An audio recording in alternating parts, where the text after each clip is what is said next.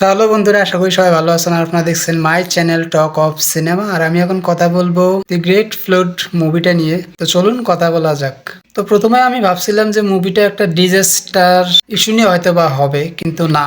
মুভিটা যত সামনের দিকে আগেছে, মুভিটা অন্য একটা মোড় নিয়ে নিছে।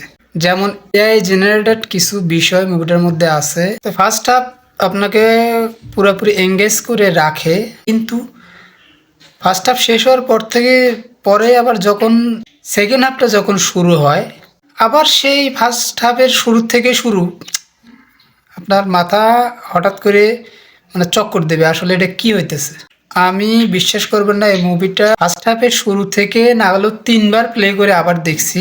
3বারের মাথায় যায় তারপর আমি বিষয়টা বুঝতে পারছি যে আসলেই বিষয়টা কি এই মুভিটার, বা এই মুভিটা কি নিয়ে বানানো। তো যেটা বুঝলাম, বেসিক্যালি মুভিটা একটা এআই ব্যাপার নিয়ে তৈরি করা। যদি এটা আমি বলে দেই তো মুভিটা স্পয়লার হয়ে যাবে, কিন্তু একটা জিনিস আপনি বলতে বাধ্য হবেন, আসলে এটা কি চলতেছে।